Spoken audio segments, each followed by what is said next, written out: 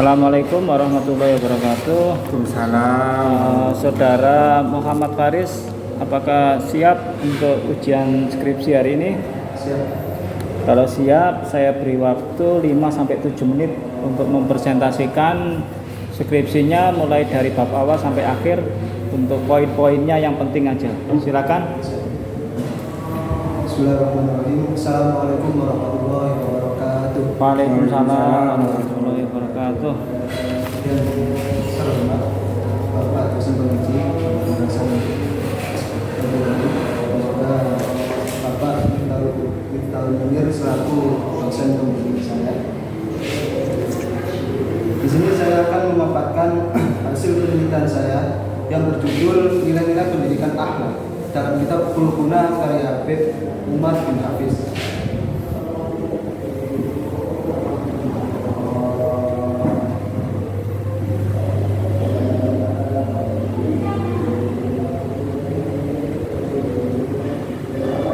Konteks penelitian atau latar belakang yang menelatar belakangi judul penelitian saya adalah kita melihat kondisi bangsa saat ini yang mana dalam hal kerusakan akhlak dan moralitas itu sangat besar. Ya.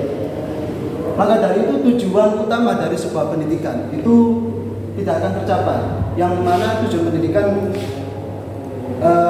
yang utama adalah membentuknya akhlakul karimah pada peserta didik yang sudah tertera pada pasal 1 Buku Sistem Pendidikan Nasional tahun 2023 yang berbunyi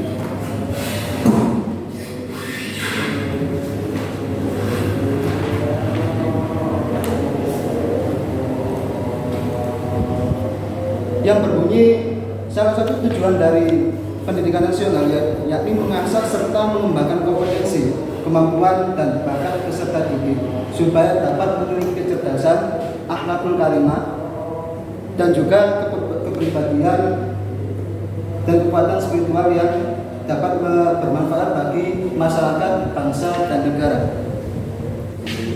Kemudian fokus penelitian atau rumusan masalah yang saya ambil, ada 2 rumusan masalah di sini.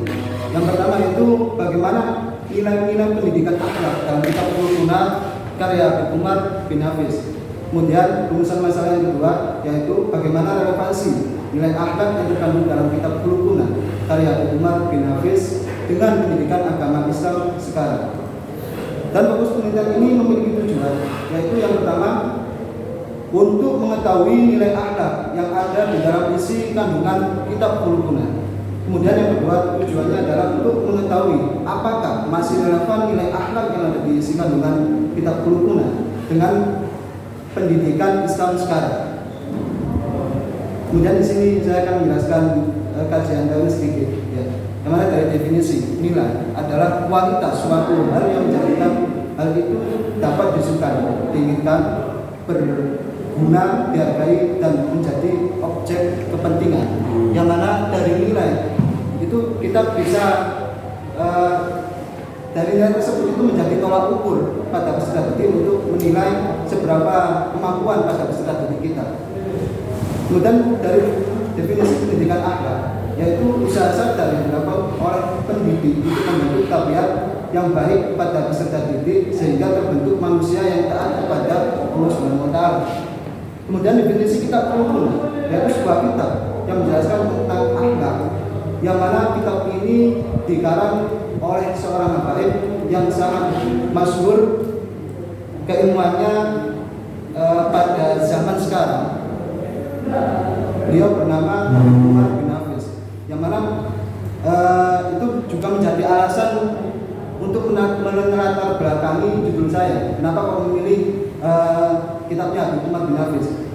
Ya karena Habib Umar bin Hafiz ini adalah tokoh agama yang sangat populer di zaman sekarang. Kemudian metodologi penelitian, pendekatan dan jenis penelitian. Pendekatan adalah kualitatif, deskriptif. Untuk jenis penelitiannya adalah individual level story atau studi perpustakaan. Kemudian data dan sumber data, ada dua sumber data, yaitu sumber data primer dan juga sumber data sekunder. Sumber data primer di sini Kitab Rukuna sendiri, karya Habib Umar bin Hafiz. Kemudian untuk sumber data sekunder sebagai penguat sumber data primer ada kitab-kitab, kemudian buku, artikel, jurnal yang mempunyai keterkaitan pembahasan pada nilai pendidikan akhlak. Kemudian teknik pengumpulan data itu saya melakukan studi perpustakaan, yaitu dengan mengumpulkan karya-karya yang berhubungan dengan pendidikan akhlak, terutama isi dari kitab Rukuna karya Habib Umar sendiri. Kemudian untuk analisis data ada reduksi data, yaitu dalam tahap memilah, kemudian ada menyajikan data, kemudian verifikasi data dan reakumulasi data untuk mengecek keabsahan dan keakuratan validitas penelitian saya. Kemudian analisis pembahasan dan hasil penelitian, yang mana analisis pembahasan dan hasil penelitian ini merujuk pada rumusan masalah yang saya ambil. Yang pertama yaitu nilai-nilai pendidikan akhlak dalam kitab Rukuna. Ya. Jadi di sini ada 3 bab nilai akhlak dalam kitab Rukuna. Yang pertama ada akhlak 3 bab. Ada 3 ya. Jadi nilai akhlaknya ada 3. Ya. Tapi di situ ada rincian banyak. Oh ya. Ada tema itu, tapi ada lagi ada subtema gitu ya. Ya. Ini akhlak kepada Allah. Ya. Isinya ini. Ya. Apa ini? Kaget Pak. Yang pertama akhlak kepada Allah. Di antaranya adalah 1 bertakwa kepada Allah, kemudian istiqomah, sholat berjamaah, bersyukur, cinta kepada Allah, tawaduk, menjaga keimanan dan juga warok. Kemudian untuk bab 2 menjelaskan tentang akhlak kepada sesama manusia. Di antaranya adalah menyayangi dan mencintai sesama manusia, menghormati sesama manusia, menahan amarah, kemudian ikhlas, jujur, bersedekah, musyawarah, memberi pendidikan dan tidak menghina sesama manusia. Kemudian ada bab 3 yaitu akhlak kepada diri sendiri. Yang pertama adalah introspeksi diri, menahan hawa nafsu, kemudian dapat memberi manfaat, dapat memberi pada orang lain.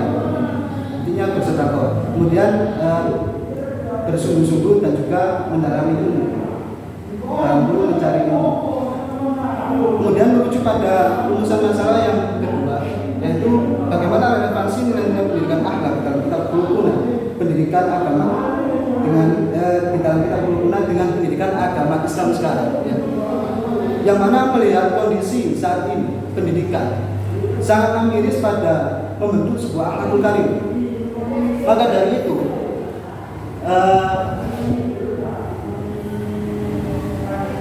semua itu mirisnya itu karena terpengaruhnya dari kemajuan dan perkembangan iptek yang sangat mempengaruhi tingkah laku peserta didik. Nah, di dalam iptek atau teknologi, di situ ada dampak positif dan dampak negatifnya. Yang mana jika peserta didik itu tidak dibentuk akhlaknya, maka sangat mungkin dan sangat pasti itu dampak negatifnya yang banyak di dalam teknologi yang dimiliki oleh peserta didik. Maka dari itu jika lembaga pendidikan itu menerapkan nilai-nilai pendidikan akhlak yang sudah saya sebutkan tadi kepada peserta didik, maka masih sangat relevan jika nilai-nilai pendidikan akhlak dalam kitab Rukuna diterapkan pada semua lembaga pendidikan agama Islam.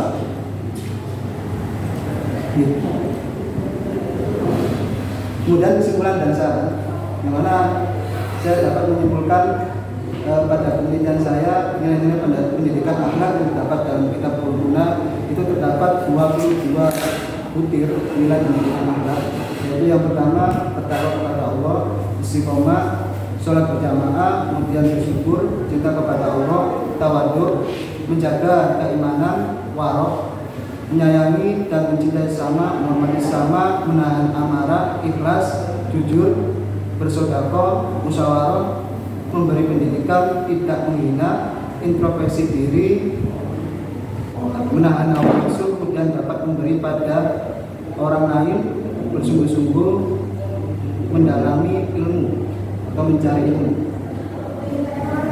Dan juga dilihat dari materi yang terdapat dalam kitab Rukuna, bisa saya simpulkan bahwa semua materi yang terdapat dalam kitab Qulubuna layak diberikan kepada peserta didik guna membentuk akhlakul karimah yang menjadi tujuan utama pendidikan Islam.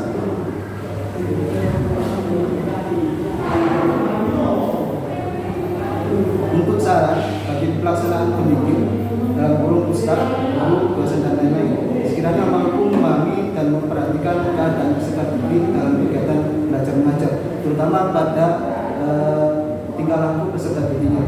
Kemudian untuk sarannya lagi kepada lembaga pendidikan yang berfungsi sebagai fasilitas pendidikan, diharapkan mampu menentukan apa yang dibutuhkan oleh pelaku pendidikan agar proses kegiatan belajar mengajar dapat berjalan dengan lancar dan tercapai tujuan utama pendidikan Islam, yakni membentuk akhlakul karimah.